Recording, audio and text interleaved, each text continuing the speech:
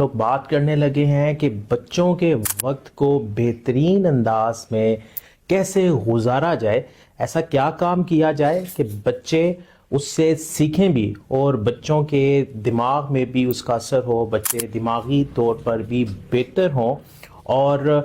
اس سے کچھ نہ کچھ سیکھیں۔ تو اس کے لیے سب سے پہلے آپ نے یہ طے کرنا ہے کہ آپ روزانہ کتنا وقت بچوں کو دے سکتے ہیں۔ اگر آپ 1 گھنٹہ بچوں کو دے سکتے ہیں تو اس 1 گھنٹے کو آپ نے پلان کرنا ہے۔ اس میں آپ نے 1 گھنٹے میں ایسی کون سی گیم کھیلنی ہے، کون سی ایکٹیویٹیز بچے کے ساتھ کرنی ہے اس کے عمر کے مطابق، تاکہ ان ایکٹیویٹیز سے وہ سیکھے بھی اور آپ کے ساتھ اس کا تعلق بھی بہتر ہو۔ تو آپ نے یہ خود طے کرنا ہے کہ آپ بچے کو کتنا وقت دے سکتے ہیں اپنے